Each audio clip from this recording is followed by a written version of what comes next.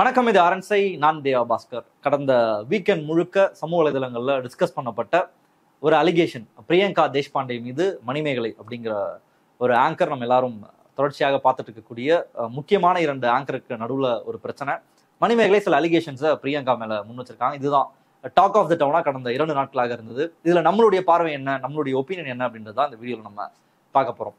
முதல்ல இந்த வீடியோல வரக்கூடிய ஒரு கிளாசிக்கான கமெண்ட், அந்த கமெண்ட்டை பத்தி நான் முதல்ல பேசுறேன். ஏன்னா கண்டிப்பாக நம்ம நண்பர்கள் போடுறதுக்கான எல்லா வாய்ப்பும் இருக்கு. நாட்டில் எவ்வளவோ பிரச்சனை இருக்கும்போது இது ஒரு பிரச்சனையா, இந்த பிரச்சனையை பத்திலாம் ஒரு வீடியோ பண்ணணுமா, எங்க டைமை வேஸ்ட் பண்ணாதீங்க, இதெல்லாம் ஏன் பேசிட்டு இருக்கீங்கன்னு நண்பர்கள் கமெண்ட் பண்றதுக்கான வாய்ப்பு 100% இருக்கு. அந்த நண்பர்களுக்கு ஒரு சிறிய கோரிக்கையை நான் முன்வைக்க விரும்புறேன். என்ன அப்படின்னா, நாட்டில் நடக்கக்கூடிய முக்கியமான எல்லா பிரச்சனையும் நம்ம தொடர்ச்சியாக பேசிட்டே இருக்கோம். அதை கொண்டு போய் சேர்க்கக்கூடிய வேலையும் நம்ம தொடர்ச்சியாக செஞ்சுட்டே இருக்கோம். எல்லா பிளாட்ஃபார்ம்ஸையும் அதை ட்ரை பண்ணிருக்கோம்.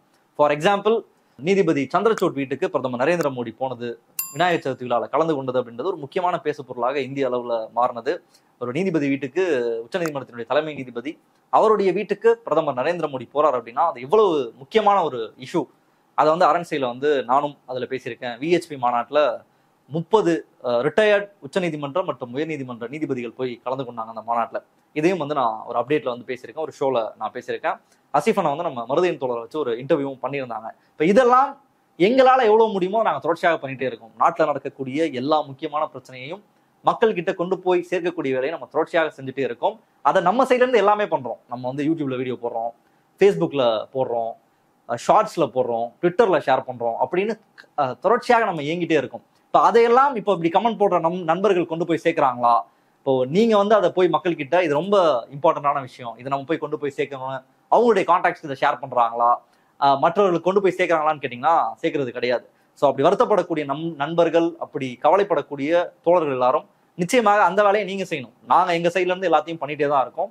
அதை இன்னும் எல்லாத்தையும் கொண்டு போய் சேர்க்கக்கூடிய வேலையை நாட்டில் நடக்கிற எல்லா முக்கியமான பிரச்சனை தொடர்பாகவும் அரண்சை தொடர்ச்சியாக பேசிகிட்டே இருக்கோம். அதை எல்லாத்தையும் கொண்டு போய் சேர்க்கக்கூடிய வேலையை நீங்கள் பண்ணணுன்ற கோரிக்கையை நான் ரொம்ப தாழ்மையோட முன்வைக்க விரும்புகிறேன்.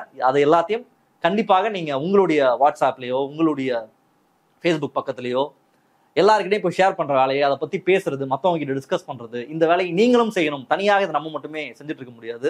நம்ம எல்லாரும் சேர்ந்து செய்யும் பொழுதுதான் ஒரு மாற்றத்தையோ ஒரு டிஸ்கஷனை நம்ம உருவாக்க முடியும்.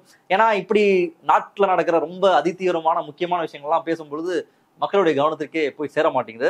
அது நாங்கள் மட்டுமே எங்கள் சைட்ல இருந்து உழைப்பை போட்டுட்டு இருக்கிறதும், ஆப்போசிட் சைட்ல வெறும் இப்படி போற போக்கில் ஒரு கமெண்ட்டை பாஸ் பண்ணிட்டு போறதும் மட்டும்தான் நடக்குது அப்படின்ற வருத்தத்தோட இதை பதிவு பண்றேன். இந்த வீடியோவை தமிழ்லாம் பார்த்தே நீங்க டிஸ்கஸ் பண்ணலாம், இதை பார்க்கலாமா வேணாமான்றத. பட் மற்ற இஷ்யூஸை கண்டிப்பா நீங்க மக்கள் கிட்ட கொண்டு போய் சேர்க்கணும். எல்லாருக்கிட்டையும் இதை பத்தி ஒரு டாக் ஆஃப் த டவுனா மாற்றணும், கொண்டு போய் சேர்க்கணும். ஏன்னா இன்னைக்கு நீதிபதிகள் விவகாரம் அப்படின்றது ரொம்ப ரொம்ப முக்கியமான விஷயம். ஸோ கண்டிப்பாக நீங்க அதை செய்யணும் அப்படின்ற அந்த கோரிக்கையை நம்ம முன்வைக்க விரும்புறோம். முதல்ல இந்த இஷ்யூக்கு போகலாம். மணிமேகலை அண்ட் பிரியங்கா தேஷ்பாண்டே, இந்த இஷ்யூல ரொம்ப ஃபண்டமெண்டலா நம்ம ஏன் இதை பேசணும் அப்படின்ற பாயிண்ட் எங்கிருந்து வந்தது அப்படின்னா, மணிமேகலை வச்சிருந்த ஒரு முக்கியமான அலிகேஷன். அது என்ன அப்படின்னா, என்னுடைய சுயமரியாதைக்கு ஒரு பங்கத்தை ஏற்படுத்துறாங்க. என்னுடைய வேலை, நான் இத்தனை வருஷமா 15 வருஷமா இண்டஸ்ட்ரியில இருக்கேன். பட் என்னுடைய சுயமரியாதையை விட்டுட்டு நான் ஒரு வேலையை பார்க்கணும், என்னோட செல்ஃப் ரெஸ்பெக்டை தாண்டி நாங்க இருக்கணுன்ற அவசியம் கிடையாது. குக் வித் கோமாளி அப்படிங்கிற ஷோல நான் கண்டினியூ பண்ணுன்ற அந்த அவசியம் கிடையாது அப்படின்ற வார்த்தையை பயன்படுத்தியிருந்தாங்க. அந்த சுயமரியாதை, செல்ஃப் ரெஸ்பெக்ட் அப்படின்ற வார்த்தை தான் நம்மள இந்த வீடியோ பண்றதுக்கான அடிப்படையான காரணமாக இருந்தது. ஏன் அப்படின்னா, தமிழ்நாட்டுடைய அரசியல் அப்படின்றதே நம்ம அதுல இருந்தே பார்க்கலாம். இன்னைக்கு தமிழ்நாடு ஒரு முன்னணி மாநிலமாக இருக்கு இந்தியாவில். லைஃப் இங்க பெட்டரா இருக்கு. எல்லா மக்களும் இங்க கொஞ்சம் அண்ணன் தம்பியாக வாழ்ந்துட்டு இருக்காங்க. அண்ட் தமிழ்நாடு மற்ற மாநிலங்களை விட பெட்டரா இருக்கு. ஏன் இது எப்படி நடந்தது, எதனால இது சாத்தியப்பட்டது அப்படின்ற கேள்வி பிடிஆர் ரொம்ப அழகா ஒரு விளக்கம் கொடுத்தாரு. மக்கள் நல திட்டங்கள் தொடர்பாக நடந்த ஒரு டிபேட்ல பேசும்பொழுது பல விஷயங்கள் பேசப்படுது. நீங்க தனியா என்னென்ன எல்லாத்துக்கும் தமிழ்நாடு பிரச்சனை பண்றீங்களே, எல்லாத்துக்கும் நீங்க கேள்வி கேட்டுட்டு இருக்கீங்க. நீட்டு வேணான்றீங்க, புதிய கல்விக் கொள்கை வேணான்னு சொல்றீங்க, ஜிஎஸ்டி தொடர்பாக உங்களுடைய எதிர்ப்பை பதிவு பண்றீங்க. இப்படி எல்லாத்துக்கும் நீங்க பிரச்சனை பண்ணிட்டே இருக்கீங்களே, இந்தியாவிலேருந்து தனியா நீங்க ஒரு தனியான ஒரு இஷ்யூ நீங்க கிளப்பிட்டே இருக்கீங்களே, உங்களுக்கு என்ன பிரச்சனை அப்படின்னு கேட்கும் பொழுது தமிழ்நாட்டினுடைய குரல் ஃபண்டமெண்டலா என்னவாக இருந்தது, எங்க இருந்து எல்லாமே வருது. இன்னைக்கு ஒன்றிய அரசனுடைய ஒடுக்குமுறை இருக்கக்கூடாது, எல்லா மாநிலத்திற்கும் அவங்களுடைய சுயாட்சி அப்படின்றது இருக்கணும். இந்த கேள்விகள் எல்லாம் எங்க இருந்து பிறந்தது? இதற்கான பிறப்பிடம் என்ன அப்படின்னா சுயமரியாதை தான். என்ன நீ ஈக்குவலா ட்ரீட் பண்ணணும், என்ன நீ ஏன் ஈக்குவலா ட்ரீட் பண்ண மாட்ற, நான் எந்த விதத்துல உன்னை விட நான் தாழ்ந்து போயிட்டேன், குறைஞ்சு போயிட்டேன், நீ எப்படி என்னை ஏறி மிதிக்கலாம், என்ன சுயமரியாதையோட வாழ விடு அப்படின்ற அந்த அடிப்படையில இருந்துதான், அந்த புள்ளியில இருந்துதான் சுயமரியாதை இயக்கமே தோன்றுது. திராவிட இயக்கம் வளர்ந்து செலுத்தது எல்லாமே சுயமரியாதை அப்படின்ற அந்த வார்த்தையில இருந்துதான். ஸோ அந்த வார்த்தையை வந்து மணிமேகலை வந்து பயன்படுத்தி இருந்ததான் நமக்கு இந்த வீடியோ பண்றதுக்கான அடிப்படையான காரணமாக இருந்தது. ஒரு சுயமரியாதையை விட்டுட்டு நம்ம எந்த இடத்துலையும் இருக்க வேண்டிய தேவையில்லை. அது என்னதான் நம்ம காசு கொடுக்குறாங்க, ஒரு ஒர்க் பிளேஸ்லயா இருக்கட்டும், அல்லது நண்பர்கள்கிட்ட இருக்கட்டும், இல்ல ரிலேஷன்ஷிப்ல இருக்கலாம், எதுவாக இருந்தாலும் ஒருத்தருடைய சுயமரியாதை வந்து அங்க பலி கொடுக்கப்படுது, காவு கொடுக்கப்படுது அப்படின்னா அதை பொறுத்துக்கிட்டு அதை அட்ஜஸ்ட் பண்ணிட்டு இருக்கணும்ன்ற தேவை வந்து எப்பயுமே எந்த இடத்துலயுமே கிடையாது. நம்ம வந்து அப்படிதான் எல்லா இடத்துலையும் சொல்லிட்டு இருக்கோம். அண்ட் அந்த பாயிண்ட்டை மணிமேகலை டச் பண்ணும்போது தான் இந்த இஷ்யூ நம்ம கண்டிப்பாக பார்க்கணும், பேசணும் அப்படின்ற பாயிண்ட் வந்து எழுந்துச்சு. இப்போ பிரியங்காவினுடைய ஆதரவாளர்கள், நண்பர்கள் பலரும் வந்து பிரியங்கா எவ்வளவு பெரிய ஆங்கர் தெரியுமா, சும்மா வந்து மணிமேகலை வந்து போற போக்குல வந்து ஒரு அலிகேஷனை முன்னிச்சுட்டு போறாங்க, எல்கேஜி குழந்தை மாதிரி அழுதுட்டு இருக்காங்க. ஒரு ஷோ அப்படின்றது யூஸ்வலா இந்த மாதிரியான 2 ஆங்கர்ஸ் வர்றது இதெல்லாம் நடந்துட்டே தான் இருக்கும். ஃபார் எக்ஸாம்பிள் இப்போ விஜய் டிவி அவார்ட்ஸை வந்து அந்த டைம்ல விஜய் அவார்ட் ஷோ வந்து கோபிநாத்தும் சிவகார்த்திகேயனும் ஆங்கர் பண்ணாங்க. அப்போ அந்த ஆங்கர்ஸ் நடுவில் சில பிரச்சனைகள் வரதான் செய்யும், இருக்கதான் செய்யும். பட் வந்து அவங்க வந்து கோபிநாத் வந்து ஷோவை டேக் ஓவர் பண்றாரு, அல்லது சிவகார்த்திகேயன் வந்து டேக் ஓவர் பண்றாரு, இவர் டாமினேட் பண்றாருலாம் வந்து யாரும் கம்ப்ளைண்ட் பண்றது இல்லை. ஆனா 2 ஆங்கர் வந்து ஒரு ஷோல இருக்காங்க அப்படின்னும் பொழுது இந்த மாதிரியான விஷயங்கள் நடக்கிறது ரொம்ப சகஜமானதுதான். இதை வந்து ஏதோ என்னுடைய வாய்ப்பை பறிச்சுட்டாங்க, என்ன வந்து அழிக்க முயற்சிக்கிறாங்க அப்படின்னு ஏதோ எல்கேஜி குழந்தை மாதிரி மணிமேகலை வந்து கம்ப்ளைண்ட் பண்றாங்க. போற போக்குல பிரியங்கா மேல அலிகேஷன் வச்சிட்டு இருக்காங்க. பிரியங்காவினுடைய உழைப்பு தெரியுமா, பிரியங்கா 15 வருஷம் இண்டஸ்ட்ரியில வந்து ஆங்கரா இருந்திருக்காங்க, அவங்களுடைய ஷோஸ் தெரியுமா, அவங்க என்னென்ன பண்ணிருக்காங்க தெரியுமான்ற ஒரு பெரிய லிஸ்ட்டை ஒன்று போட்டிருந்தாங்க.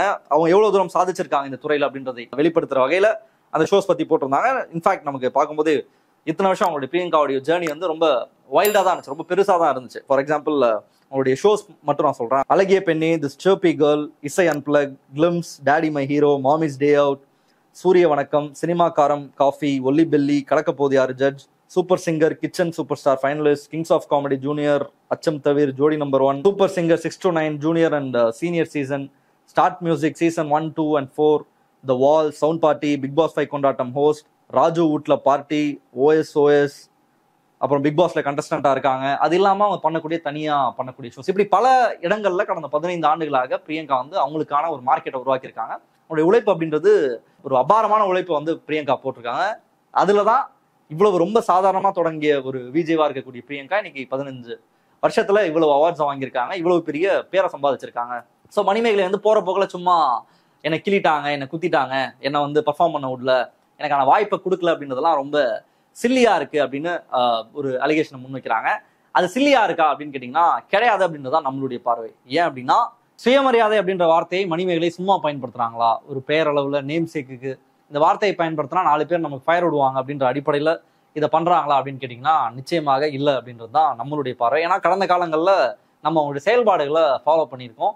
குறிப்பாக சங்கிங்ல அவங்க மிதிச்ச மிதியை வந்து நம்ம பார்த்துருக்கோம். இன்னைக்கு சங்கிங்க கூட சண்டை போடுறது, தம்பிங்க கூட சண்டை போடுறதுலாம் சாதாரண விஷயம் கிடையாது. அது ரொம்ப ஒரு ஹீனியஸான ஒரு ப்ராசஸ், ரொம்ப மன உளைச்சலை தரக்கூடிய ஒரு ப்ராசஸ். அது அந்த ப்ராசஸ்லேயே அவங்களை ஏறி மிதிக்கிற அந்த காட்சிகள்லாம் நம்ம கடந்த காலத்துல பார்த்துருக்கோம். என்ன பின்னணி அப்படின்னு சொல்லி கேட்டீங்கன்னா மணிமேகலையினுடைய மேரேஜ் அப்படின்றது ரொம்ப ஒரு கான்ட்ரவர்ஷியலான ஒரு சப்ஜெக்ட். நம்ம என்னதான் தமிழ்நாடு வளர்ந்த மாநிலம், முற்போக்கு மாநிலம், தமிழ்நாடு ஒரு முன்னணி மாநிலமாக இருக்குதுன்னு சொன்னாலும் கூட இன்னமும் சாதி மறுப்பு திருமணம், மத மறுப்பு திருமணங்கள் செய்வது அப்படின்றது தமிழ்நாட்டில் ஒரு சவாலான காரியம் தான். நம்ம பண்ணாலும் கூட இந்த ஒரு சோஷியல் கண்டிஷனிங், பேரண்ட்ஸுடைய அப்ரூவல், அக்செப்டன்ஸ், சமூகத்தினுடைய அக்செப்டன்ஸ் அதெல்லாம் கிடைக்கிறதுக்கான வாய்ப்புன்றது ரொம்ப ரொம்ப குறைவு. இவங்க ரொம்ப வருஷத்துக்கு முன்னாடியே மத மறுப்பு திருமணம் செய்திருக்காங்க. இவருடைய கணவர் ஹுசைன் வந்து ஒரு இஸ்லாமியர், 2 பேரும் திருமணம் செஞ்சுக்கிட்டாங்க. இன்ஃபேக்ட் மணிமேகலை அப்பாவும் அவங்களுடைய சுயமரியாதைக்காக தான் சண்டை போட்டாங்க. அவங்க அப்பா வந்து அந்த திருமணத்துக்குலாம் ஒத்துக்கல. இருந்தாலும் அவங்களுடைய சாய்ஸை வந்து அவங்க ரெஸ்பெக்ட் பண்ணியிருந்தாங்க. மணிமேகலை வந்து நான் ஒரு முடிவு எடுத்திருக்கேன், எனக்கு ஒரு பையனை பிடிச்சிருக்கு, அந்த பையன் ஒரு சாதியால மதத்தால வேற ஒரு நபராக இருக்காரு அப்படின்ற காரணத்தால என்னால வந்து அவரை வேணான்னு புறக்கணிக்க முடியாது. என்னுடைய ரிலேஷன்ஷிப் அப்படின்றது என்னுடைய தனிப்பட்ட விஷயம், எனக்கு ஒருத்தர் பிடிச்சிருக்கு, அதுக்கு ஜாதி மதம் அப்படின்றது ஒரு ஃபேக்டர் கிடையாது கன்சிடர் பண்றதுக்கு. இது வந்து எங்க அப்பாவுக்கு புரியல, அவர் வந்து ஃபியூச்சர் அண்டர்ஸ்டாண்ட் பண்ணிப்பாருன்னு சொல்லி அவங்களுடைய சுயமரியாதைக்காக அப்போவே ஹுசைனை திருமணம் செய்தவங்க தான் மணிமேகலை. அண்ட் ஒரு பாப்புலராக இருக்கக்கூடிய விஜேவாக இருக்கக்கூடிய ஒரு ஆங்கர் மத மறுப்பு திருமணம் செய்யறாங்க அப்படின்னா அது வந்து சமூகத்தால அங்கீகரிக்கப்படுமான்னு கேட்டீங்கன்னா கிடையாது. அதெல்லாம் கண்டிப்பாக அதுல தூற்றுதல் அப்படின்றது நிறைய இருக்கும். அண்ட் இந்த காலகட்டத்துல வலதுசாரிகள் இவ்வளவு தூரம் வளர்ந்துருக்கக்கூடிய இந்த காலகட்டத்துல ஒரு இந்து பெண் வந்து ஒரு இஸ்லாமியரை திருமணம் செய்யறாரு, அதுவும் ஒரு பாப்புலரான மீடியம்ல அது நடக்குது அப்படின்னா கண்டிப்பா விட மாட்டாங்க. தனியா சின்ன சின்ன பசங்க பண்ணாலே போய் அது லவ் ஜிஹாது அது இதுன்னு பிரச்சனை பண்ணக்கூடிய நபர்கள் கண்டிப்பாக இவங்களையும் சும்மா விட மாட்டாங்க அப்படின்றதை நிறைய இடங்கள்ல நடந்திருக்கு. அந்த மாதிரி தூற்றுதலுக்கு தொடர்ச்சியாக உள்ளானவர் தான் மணிமேகலை. குறிப்பாக கடந்த ஆண்டு கூட ஒரு போட்டோ வந்து போட்டிருந்தாங்க, ஒரு இஸ்லாமிக் அட்டையர்ல வந்து ஒரு போட்டோ போட்டிருந்தாங்க, ரம்ஜானுக்கு ஒரு போட்டோ போட்டிருந்தாங்க. அந்த போட்டோவை எடுத்து ஒரு சங்கி வந்து சரவண பிரசாத் பாலசுப்ரமணியன் அப்படிங்கிற ஒரு நபர் அந்த 2 போட்டோ போட்டிருந்தாரு. பாருங்க இந்துவாக இருந்த மணிமேகலை எப்படி இஸ்லாமியரா மாற்றப்பட்டுட்டாங்க, இதுதான் வந்து லவ் ஜிஹாது, உங்களை வந்து இஸ்லாமிய ஆண்கள் வந்து உங்களை லவ் பண்ணுவாங்க, அதுக்கப்புறம் அந்த இந்து பெண்ணை வந்து இஸ்லாமியரா மாத்திடுவாங்க, இதை வந்து நம்ம அலோவ் பண்ணக்கூடாது, பாருங்க மணிமேகலைக்கு இப்படி நடந்துருச்சுன்னு சொல்லிட்டு ஒரு ஃபேக் நியூஸை வந்து பரப்பி விடுறாரு. அதாவது ஹுசைன் வந்து திட்டமிட்டு மணிமேகலை லவ் பண்ணி கல்யாணம் பண்ணி அவரை வந்து இஸ்லாமியரா மதமாற்றம் செஞ்சுட்டாரு, ஒரு இந்து பெண்ணை ஒரு பாப்புலராக இருக்கக்கூடிய ஒரு ஹிந்து ஆங்கரை அவர் முஸ்லிமா மாட்டிட்டாருன்ற ஒரு பொய் செய்தியை சமூக வலைதளங்கள்ல பரப்புனாரு. உடனே வந்து காரி துப்புனாங்க அவங்க, ஏதாவது உருப்புற வழியை பாடுறா, அது வந்து ரம்ஜான் செலிப்ரேட் பண்ணும்போது எடுத்த போட்டோ, எனக்கு ஜாதி மதம்லாம் ஒரு மேட்டரே கிடையாது, நாங்க தீபாவளி செலிப்ரேட் பண்ணுவோம், அவரோட பண்டிகைனால ரம்ஜானை செலிப்ரேட் பண்ணுவோம், பக்ரீத் செலிப்ரேட் பண்ணுவோம், பொங்கல் செலிப்ரேட் பண்ணுவோம், எங்களுக்கு எல்லாமே ஒண்ணுதான், ஃபெஸ்டிவல் அப்படின்றது நாங்க கொண்டாடுறதுக்கு என்ஜாய் பண்றதுக்கு இருக்கக்கூடிய விஷயம், நீ வந்து ஏன் அப்படி சங்கீதனம் பண்றேன்னு சொல்லி உடனே காரி துப்பி இருந்தாங்க. அப்படி சங்கிகளை எதிர்த்து அவங்களுடைய சுயமரியாதைக்காக சண்டை போடக்கூடிய நபர் தான் மணிமேகலை அவர்கள். ஸோ அவங்க வந்து சும்மா போடுவாங்க, சும்மா சுயமரியாதை ஒரு ஃபேஷனுக்கு பயன்படுத்துவாங்க, அல்லது அவங்களுக்கு எதுவுமே நடக்கல, அவங்க டாமினேட் செய்யப்படல, பிரியங்கா கூட கம்பீட் பண்ண முடியாம அவங்க இப்படியான அலிகேஷன் வைக்கிறாங்க அப்படின்றது நம்மளால ஏற்றுக்கொள்ளவே முடியாது. அண்ட் சங்கி கூட சண்டை போடுறதான் சாதாரண விஷயம் கிடையாது. அந்த இடத்துலயே தன்னுடைய சுயமரியாதைக்காக சண்டை போடக்கூடிய மணிமேகலை தன்னுடைய காதலுக்காக பெற்றோர்களுடைய எதிர்ப்பையும் மீறி மத மறுப்பு திருமணம் செய்த மணிமேகலை சுயமரியாதை அப்படின்ற வார்த்தையை சும்மா பயன்படுத்த மாட்டாங்க அப்படின்றது தான் நம்மளுடைய அண்டர்ஸ்டாண்டிங்காக இருக்கு. அண்ட் குக் வித் கோமாளி ஷோவை பொறுத்த வரைக்கும் பெரிதாக அந்த ஷோ மேல நமக்கு பெருசா ரெஸ்பெக்ட்லாம் கிடையாது, அதை நம்ம பார்த்ததான் கிடையாது. எல்லாரையும் மட்டம் தட்டக்கூடிய ரொம்ப இழிவான காமெடியா தான் அதுல நிறைய இருந்து நான் பார்த்துருக்கேன். ஸோ அந்த ஷோல அவங்களால முடிஞ்சதை பண்ணியிருக்காங்க. தொடர்ச்சியாக இன்னொரு டாமினேஷன் இருந்திருக்கு, அது நிர்வாகத்துக்கிட்டையும் சொல்லியிருக்காங்க. நிர்வாகத்தாலும் பெரிய அளவில் எதுவும் செய்ய முடியல அப்படின்ற பட்சத்துல தான் அந்த ஷோல இருந்து விலகி அதற்கப்புறம் தொடர்ச்சியாக மக்கள் கேட்கும் பொழுது, ஆடியன்ஸ் கேட்கும் பொழுது தான் அவங்க பிரேக் ஆகி சைலன்ஸை பிரேக் பண்ணி பிரியங்கா பத்தின அலிகேஷன் எல்லாம் முன் வச்சிருக்காங்க. அது அப்சல்யூட்டா ஒரு டிவி ஷோ அண்ட் ஒரு பவர் பாலிடிக்ஸ் இது சம்பந்தப்பட்ட ஒரு விஷயம் தான். அண்ட் அதை சரி செய்யணும் அப்படின்றது நம்மளுடைய அண்டர்ஸ்டாண்டிங்காக இருக்கு. இன்னைக்கு மணிமேகலைக்கு ஓவர்வெல்மிங்கா சப்போர்ட் வந்து தொடர்ச்சியாக வந்துட்டே இருக்கிறத நம்ம பார்த்துட்டு இருக்கோம். இன்னொரு பக்கம் பிரியங்கா தேஷ்பாண்டே மீது கேள்விகளும் தொடர்ச்சியாக பலரும் முன் வச்சுட்டு இருக்காங்க. இந்த சூழல இன்னொரு விஷயம் நடந்துட்டு இருக்கு. அது என்ன அப்படின்னா, மணிமேகலைக்கான ஆதரவு வந்து தம்பிகள் வந்து பண்றாங்க, நாம் தமிழர் ஆதரவாளர்கள்லாம் வந்து மணிமேகலைக்கு ஆதரவாக பண்றாங்க. அது என்ன அப்படின்னா, மணிமேகலை வந்து தமிழ் பண்ணா பிரியங்கா தேஷ்பாண்டே வந்து வேற மொழிக்காரங்களாம், தமிழர்களை வந்து எல்லா இடத்துலையும் புறக்கணிக்கிறாங்க, பிரியங்கா தேஷ்பாண்டேக்கு தான் வாய்ப்பு கொடுக்கப்படுது, அதனால வந்து பிரியங்கா தேஷ்பாண்டே வந்து நம்ம வெளியேற சொல்லணும் அப்படின்னு சொல்லி சம்மந்தமே இல்லாம என்ன பிரச்சனை நடந்துட்டு இருக்கு, என்ன இதுனே தெரியாம உள்ள வந்து உருண்டு இருக்குது நம்ம பார்த்துட்டு இருக்கோம். இது வந்து ஒரு டிவி ப்ரோக்ராம், அந்த டிவி ப்ரோக்ராம் அளவில் தான் நம்ம அதை பார்க்க முடியும். அண்ட் மணிமேகலை பக்கம் நியாயம் இருக்கிறதாக நம்ம ஃபீல் பண்றோம். ஏன்னா கடந்த காலங்களில் அவங்களுடைய செயல்பாடுகளை பார்க்கும்பொழுது மணிமேகலைக்கு ஒரு ஏமாற்றம் நிகழ்ந்திருக்கு, அவங்கள வந்து டாமினேட் பண்ணியிருக்காங்கன்றது நம்மளால எவிடென்ட்டா பார்க்க முடியுது. நம்மளுடைய சப்போர்ட் அப்படின்றது மணிமேகலைக்கு தான். ஆனா அந்த இடத்துல வந்து பிரியங்கா தேஷ்பாண்டே வேற மொழிக்காரவங்க, அதனால வந்து மணிமேகலை டாமினேட் பண்றாங்க, இது ஒரு மொழி பிரச்சனையா மாத்தி சம்மந்தம் இல்லாம இதுலயும் வந்து ஒரு குறுகிய மன ஓட்டத்துடன் இந்த பிரச்சனையை அணுகுவது அண்ட் பிரியங்காவை அபியூஸ் பண்றது அப்படின்றத நம்மளால எந்த வகையிலும் ஏற்றுக்கொள்ள முடியாத ஒன்று. அது ஒரு சேனல் நிர்வாகம் சம்பந்தப்பட்ட பிரச்சனை, அதை அவங்க ஃபிக்ஸ் பண்ணிக்கிட்டோம் அப்படின்ற அளவுல இந்த பிரச்சனை நம்ம கடந்து போகலாம். இது தொடர்பாக உங்களுடைய பார்வை என்ன அப்படின்றத கமெண்ட்ல போடுங்க. மற்றவர்கள் சந்திப்போம். நன்றி, வணக்கம். அரண்சை நண்பர்களுக்கு வணக்கம்.